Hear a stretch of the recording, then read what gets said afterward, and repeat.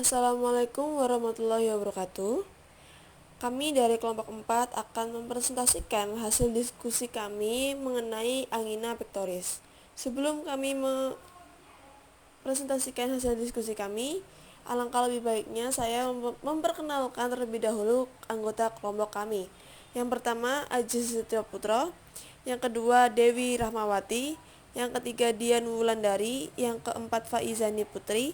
Yang kelima, Fitria Kusumaningsih. Yang keenam, Karina Mustika Atsari.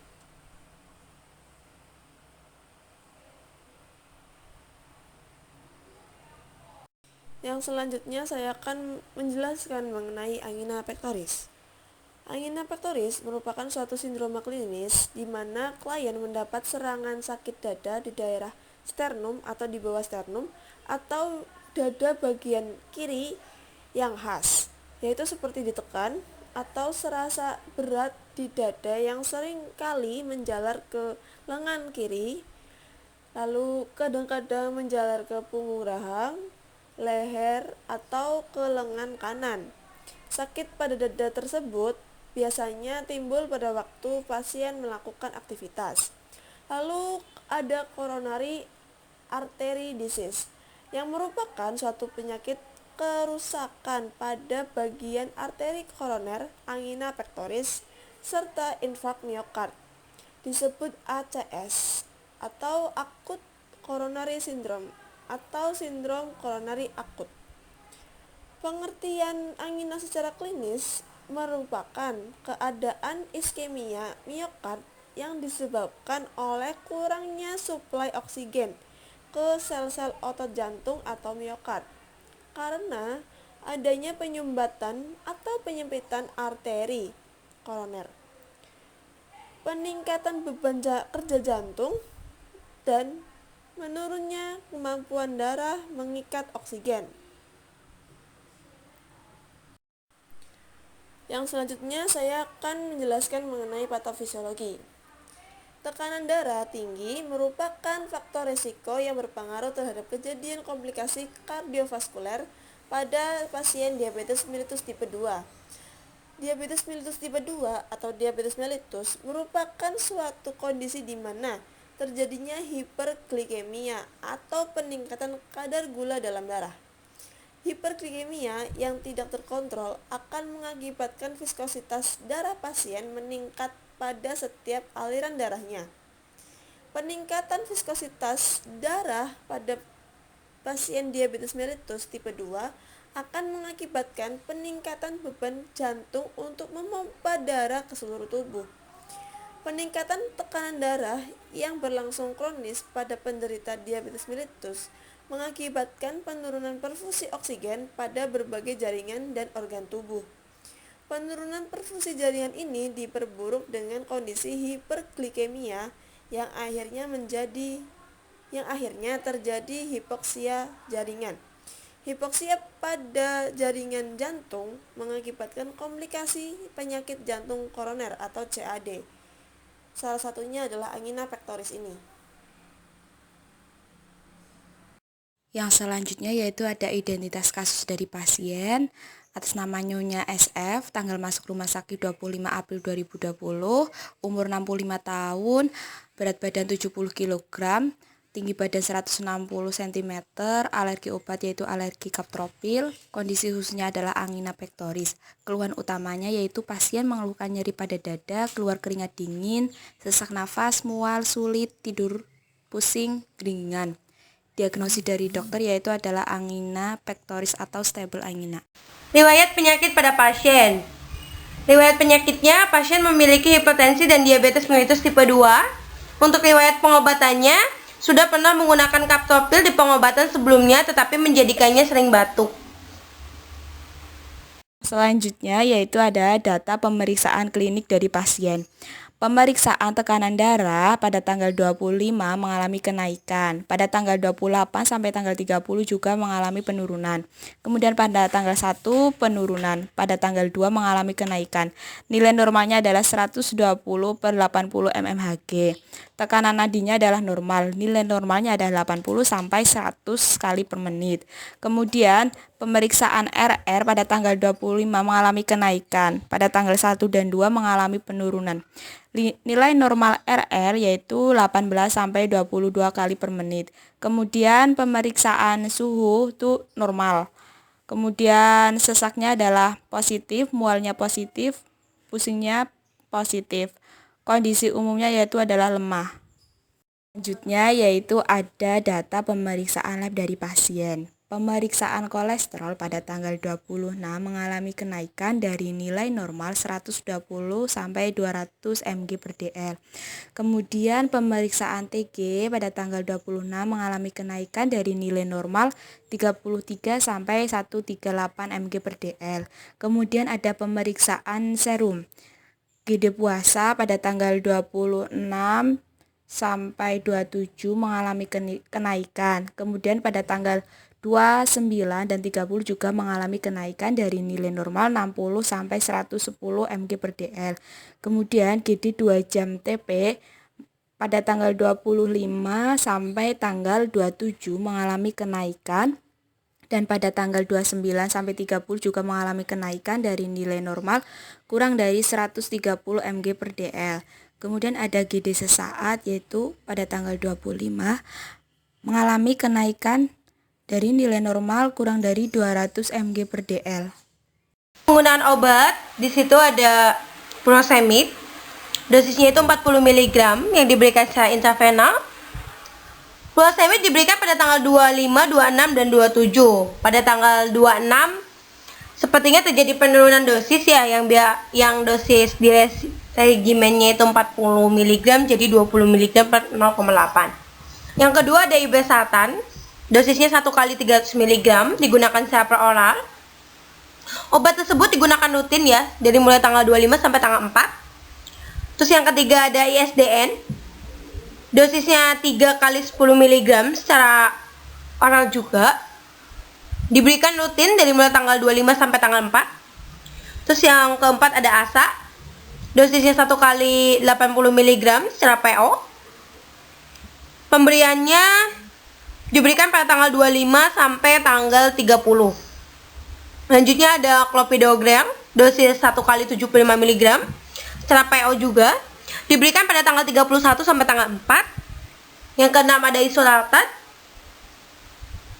insulin ya, dosis 10, rutenya secara subkutan, diberikan pada tanggal 25 sampai tanggal 4.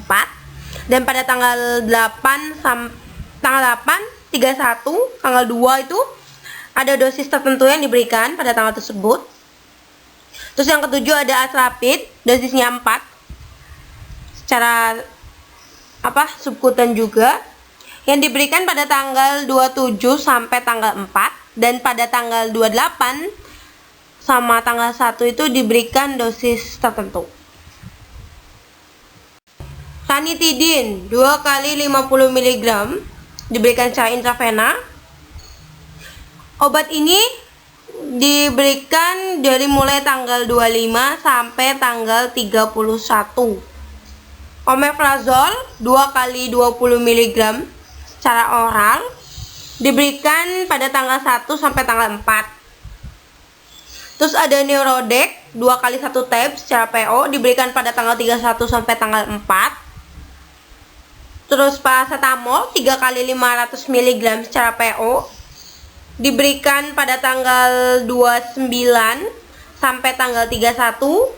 Dan yang terakhir ada alprazolam dengan dosis 0,5 mg secara PO diberikan pada tanggal 29 sampai tanggal 4.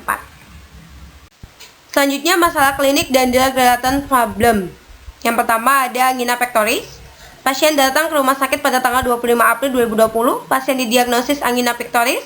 Pada kasus ini dokter memberikan alprazolam yang merupakan golongan benzodiazepin yang efektif untuk ansietas simptomatik dengan onset kerja lebih cepat, mempunyai komponen efek depresi. Untuk resepnya yaitu di alprazolam dengan dosis 0,5 mg secara PO. Kesesuaian obatnya sesuai, direkomendasikan untuk menghilangkan rasa cemas dan keadaan psikomatik yang berhubungan dengan rasa cemas. Monitoringnya mengatasi gangguan panik, stres, atau cemas. Pada penggunaan furosemid intravena ini diberikan pada pasien yang mengalami kelebihan cairan atau memiliki resiko lainnya yang dapat memperparah kondisi jantung. Penggunaan furosemid intravena yang dominan digunakan adalah 3 kali 20 mg per 2 ml, 2 kali 20 mg per 2 ml, 1 kali 40 mg per 4 ml, 1 kali 20 mg per 2 ml, 3 kali 40 mg per 4 ml. Resepnya furosemid 40 mg secara intravena, kesesuaiannya sesuai. Selanjutnya ada clopidogrel, merupakan antiplatelet yang bekerja dengan cara menghambat peningkatan irreversibel antara ADP dengan reseptornya pada trombosit sehingga trombositnya tidak dapat mengaktifkan reseptor GP2B atau 3A yang digunakan sebagai aktivator fibrinogen. Clopidogrel biasanya sering digunakan setelah penggunaan aspirin karena ketidakefektifannya yang lebih rendah dari aspirin. Obat yang memiliki efek anti-agregasi dan menghambat pembentukan trombus. Obat ini menghambat reseptor P2Y12 di platelet secara irreversibel. Untuk resepannya, clopidogrel 1 kali 75 mg secara PO, kesesuaiannya sesuai. Untuk rekomendasi dan sarannya, mencegah kejadian trombosit pada pasien yang menderita infark miokard, stroke iskemik, dan sindrom koroner akut atau angina pectoris. Untuk monitoringnya, mencegah pembekuan darah. Selanjutnya ada ASA atau aspirin, termasuk obat antiplatelet yang merupakan salah satu jenis obat untuk pengenceran darah. Aspirin menghambat sintesis tromboksan A2 dengan asetilasi reversibel enzim siklooksigenase. Prostaglandin tromboksan A2 merupakan produk karakidonak yang menyebabkan trombosit untuk mengubah bentuk dan agregat. Untuk dosis resepnya, ASA 1 kali 80 mg PO, kesesuaiannya sesuai. Rekomendasinya digunakan untuk mengurangi agregasi platelet dan untuk monitoringnya mencegah pengumpalan darah. Selanjutnya, ada obat yang digunakan untuk mengatasi angina, yaitu ada ISDN dari golongan nitrat yang menimbulkan vasodilatasi semua sistem vaskular. Pada dosis rendah nitrat menimbulkan penodilatasi sehingga terjadi pengumpulan darah pada vena perifer. Pasien dengan tekanan pompa yang tinggi disertai dyspnea biasanya diberi vasodilator banana yang bekerja lama, yakni golongan nitrat. Proses awal pemberian ISDN 10 mg sebanyak 2-3 kali sehari dengan dosis dinaikkan secara titrasi sehingga mencapai dosis target, yaitu ISDN 20 mg sebanyak 3-4 kali sehari. Namun jika terjadi hipotensi, dosis tidak perlu dinaikkan. Untuk resep dokternya, ISDN 3 kali 10 mg secara PO, kesesuaiannya sesuai. Rekomendasinya digunakan untuk mengatasi atau mencegah angina dan monitoringnya pada terapi dan profilaksis angina pectoris. Omeprazole merupakan obat jenis PPI yang menghambat asam lambung dengan menghambat K+H+ ATP yang akan memecah KH ATP yang menghasilkan energi yang digunakan untuk mengeluarkan asam HCl. PPI merupakan penghambat sekresi asam lambung yang lebih kuat dibanding dengan AH2. PPI mencegah pengeluaran asam lambung dari sel kanakulis sehingga menyebabkan pengurangan rasa sakit pada pasien tukak dan mengurangi aktivitas faktor agresi pepsin dengan pH lebih dari 4 serta meningkatkan efek eradikasi H. pylori oleh regimen triple drugs. Untuk resepnya, omeprazole 2 kali 20 mg secara PO, kesesuaiannya sesuai. Monitoringnya menghambat produksi asam lambung. Untuk rekomendasinya, direkomendasikan supaya dapat menghambat asam lambung dan mengurangi rasa sakit pada pasien tukak.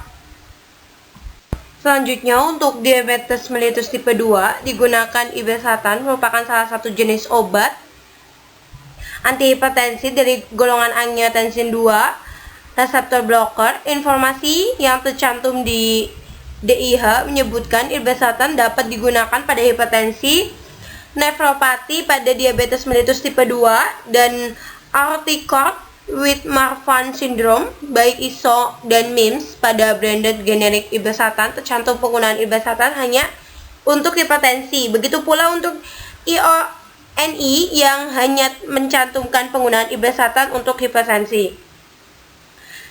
Irbesatan merupakan jenis antihipertensi yang dipatenkan oleh Sanofi Aventis, di mana informasi indikasi untuk irbesatan ada dua, yaitu pengobatan hipertensi dan nefropati pada diabetes mellitus tipe 2. Penggunaan ARB juga diharapkan dapat menghambat sebagian besar efek negatif dari sistem renin-angiotensin-aldosteron atau RRA. Mekanisme kerja ARB dengan cara meningkatkan reseptor angiotensin tipe 1 atau AT1 yang terdapat pada otot polos pembuluh darah, kelenjar adrenal, dan jaringan lainnya. Angiotensin 2 merupakan efektor dari sistem renin-angiotensin-aldosteron yang memiliki peran krusial dalam mempertahankan Na+ dan cairan tubuh sehingga bekerja untuk mempertahankan tekanan darah. Angiotensin 2 juga memperkuat neurotransmisi dan menstimulasi susunan sistem saraf pusat (SSP) untuk meningkatkan dorongan simpatis sehingga terjadi peningkatan tekanan darah lebih lanjut. Angiotensin receptor blocker mampu supresi berbagai efek angiotensin 2 berupa vasokonstriksi dan sekresi aldosteron sehingga terjadi natriuresis dan diuresis yang bisa membantu efek penurunan tekanan darah. Untuk dosisnya, irbesatan 1 kali 300 mg secara PO untuk kesesuaiannya sesuai. Terus untuk rekomendasinya itu digunakan untuk menghambat sebagai besar efek negatif dari sistem renin-angiotensin-aldosteron atau RRA dan mempertahankan tekanan darah. Untuk monitoringnya menurunkan dan menstabilkan tekanan darah. Selanjutnya ada juga Actapid. Cara kerjanya dia pendek ya, atau short acting. Lama kerjanya 4-8 jam, digunakan untuk mengendalikan glukosa darah sesudah makan dan diberikan sesaat sebelum makan. Diberikan 30-45 menit sebelum makan dengan lama kerja 6-8 jam. Untuk dosisnya itu 4 secara subkutan. Terus kesesuaiannya sesuai.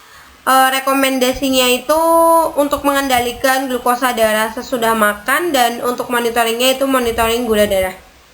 Selanjutnya ada Isulaftat yang cara kerjanya menengah atau intermediate acting. Lama kerjanya 8-12 jam, diabsorpsi lebih lambat dan menirukan pola sekresi insulin endogen atau insulin puasa, digunakan untuk mengendalikan glukosa darah basal saat tidak makan atau tidak puasa. Dosisnya itu 10 secara subkutan. Untuk kesesuaiannya sesuai, digunakan untuk mengendalikan glukosa darah basal atau saat tidak makan atau puasa, dan monitoringnya itu untuk monitoring gula darah. Yang selanjutnya yaitu ada identitas kasus dari pasien. Atas nama Nyonya SF, tanggal masuk rumah sakit 25 April 2020, umur 65 tahun, berat badan 70 kg, tinggi badan 160 cm, alergi obat yaitu alergi kaptropil, kondisi khususnya adalah angina pectoris. Keluhan utamanya yaitu pasien mengeluhkan nyeri pada dada, keluar keringat dingin, sesak nafas, mual, sulit, tidur, pusing, keringan. Diagnosis dari dokter yaitu adalah angina pectoris atau stable angina.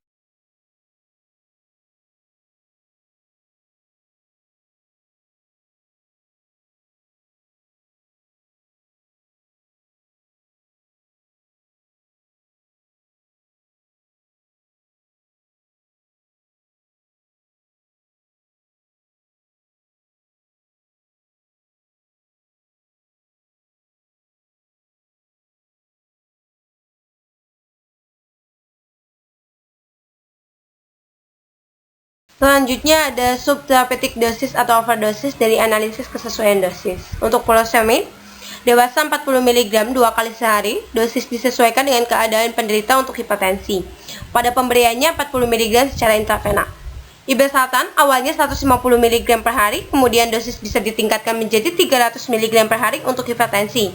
Untuk pemberiannya 1 kali 300 mg secara per orang. ISDN, angina pectoris 1 tab 5 mg sublingual.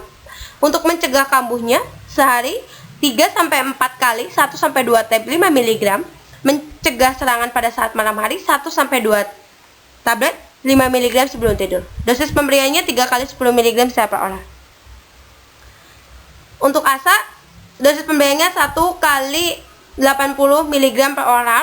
Literaturnya ASA 325 sampai 600 mg per hari diberikan per orang setiap 4 sampai 6 jam. Selanjutnya ada clopidogrel, dosis awal 300 mg 1 kali sehari diikuti dosis perawatan 75 mg 1 kali sehari untuk angina pectoris. Untuk di dosis pemeliharaan ini 1 kali 75 mg secara oral. Selanjutnya ada isolatat, dosis lazimnya 0,1 sampai 1 secara injeksi subkutan. Terus ada astapik juga sama dosisnya secara subkutan, bisa juga intravena. Terus ada ranitidin parenteral 50 mg setiap 6 sampai 8 jam. Intermediate bisa menggunakan intramuskular atau intravena. Dosis pemberiannya di sini 2 kali 50 mg secara intravena. Selanjutnya ada omeprazol sehari 20 sampai 40 mg. Pada pemberiannya 2 kali 20 mg per orang. Neurodex 1 kali sehari 1 tablet. Di pemberiannya 2 kali 1 tab secara oral. Paracetamol di dosis maksimalnya 500 mg 3 kali sehari 1 tablet. Pada pemberiannya 3 kali 500 mg oral. Alprazolam dosis maksimalnya 4 mg per hari 0,25 sampai 0,5 mg sebanyak 3 kali sehari dan pada pemberian 0,5 mg secara oral.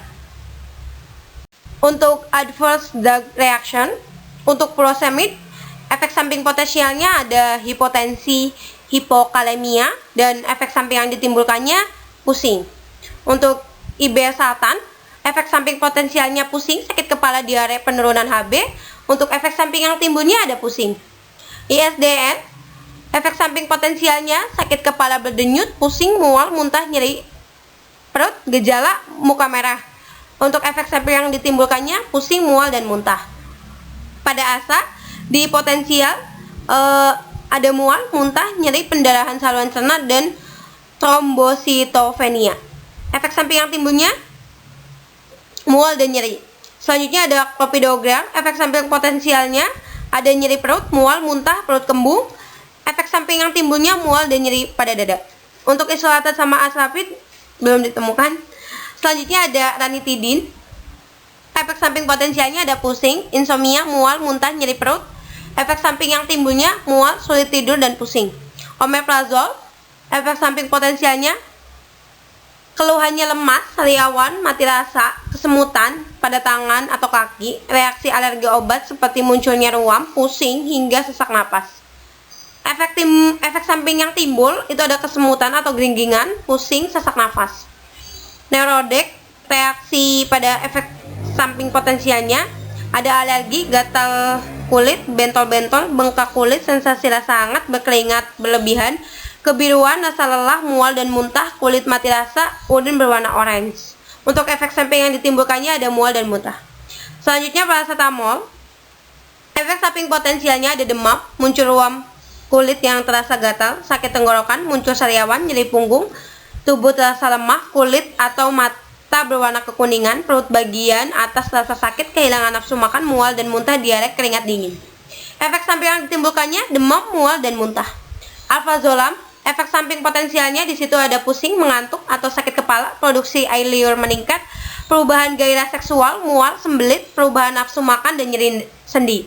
Untuk efek samping yang timbulnya ada pusing, sakit kepala, mual atau muntah. Drug interaction antara aspirin dan clopidogrel, di mana farmakodinamiknya aspirin sama clopidogrel baik, meningkatkan toksisitas yang lain dengan sinergisme farmakodinamik. Manajemen interaksinya digunakan hati-hati atau monitor. Kebutuhan untuk penggunaan secara bersamaan aspirin dosis rendah dan antikoagulan atau agen antiplatelet umum untuk pasien dengan monitor penyakit kardiovaskular secara ketat.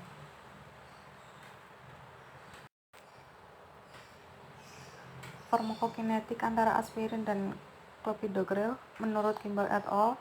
2009, pasien yang menerima aspirin lebih sering terkena distres gastrointestinal atas, perdarahan intrakranial, dan perdarahan gastrointestinal. Kerusakan gastrointestinal yang disebabkan oleh penggunaan aspirin biasanya disebabkan oleh kombinasi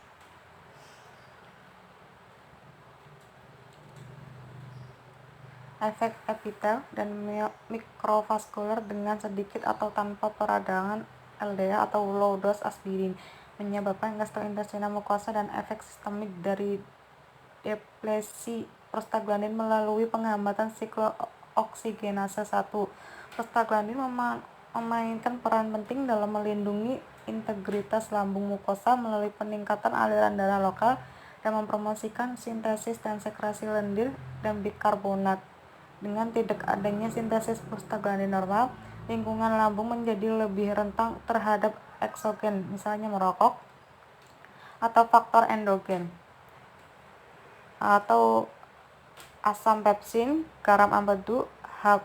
pylori, dan akibatnya lebih rentan untuk mengembangkan ulkus peptikum. Dan Yang selanjutnya yaitu ada identitas kasus dari pasien. Atas nama Nyonya SF, tanggal masuk rumah sakit 25 April 2020, umur 65 tahun, berat badan 70 kg, tinggi badan 160 cm, alergi obat yaitu alergi kaptropil, kondisi khususnya adalah angina pectoris. Keluhan utamanya yaitu pasien mengeluhkan nyeri pada dada, keluar keringat dingin, sesak nafas, mual, sulit, tidur, pusing, geringan. Diagnosis dari dokter yaitu adalah angina pectoris atau stable angina.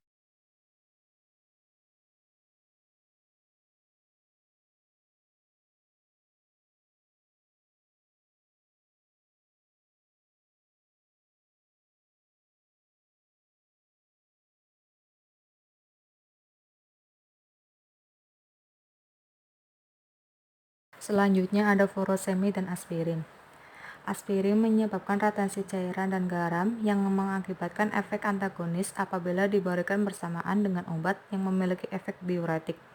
Kejadian potensi interaksi obat furosemid dengan aspirin termasuk kejadian dalam tingkat keparahan moderat yang menyebabkan aspirin mengurangi efek antihipertensi furosemid mekanisme. Interaksi yang terjadi adalah aspirin menyebabkan retensi cairan dan garam yang bertentangan dengan efek yang dihasilkan oleh diuretik. Manajemen yang dapat dilakukan yaitu dengan melakukan pemantauan tekanan darah. Selanjutnya ada furosemid dan aspirin.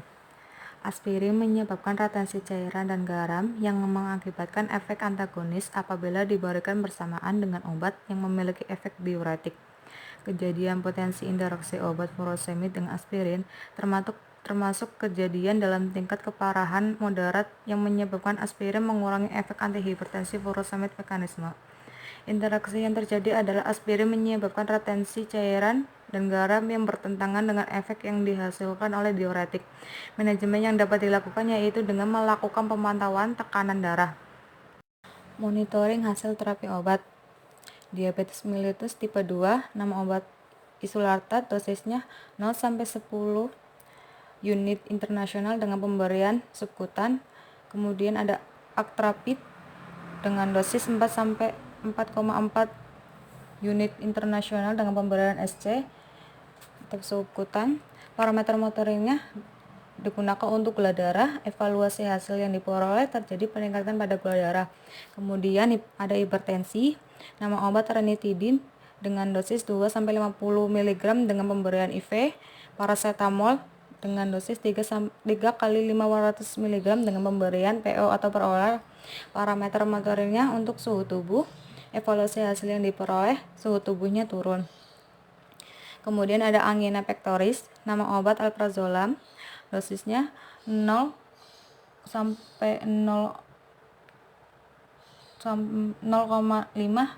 mg dengan pemberian PO, 40 mg sampai 0,0 dengan pemberian IV, yaitu furosemid. Kemudian ada clopidogrel dengan dosis 1 kali 75 mg dengan pemberian PO. ASA atau aspirin dengan dosis 1 kali 80 mg dengan pemberian PO. ISTN dosis 3 kali 10 mg dengan pemberian PO. Omeprazol dosisnya 2 kali 20 mg dengan pemberian PO. Irbesartan 1 kali 300 mg dengan pemberian PO. Parameter monitoringnya untuk CKMB dan SGOT. Kemudian ada pasca penyembuhan, nama obatnya Neurodex atau vitamin B12 dengan dosis 2 kali 1 tablet dengan pemberian PO. Terapi non-farmakologi. Terapi non-farmakologi dapat dilakukan yaitu A. Merubah gaya hidup, misalnya berhenti merokok. B. Olahraga. Dapat meningkatkan kadar HDL dan memperbaiki koroner pada penderita jantung koroner karena 1. Memperbaiki fungsi paru-paru dan memperbaiki oksigen masuk ke dalam miokard. 2. Menurunkan tekanan darah. 3. Menyehatkan jasmani. Kemudian C. Diet dapat mengurangi kadar hiperklemia. Terima kasih atas perhatiannya. Jika ada kekurangan dan kesalahan dari kelompok kami, mohon dimaafkan. Sekian. Wassalamualaikum warahmatullahi wabarakatuh.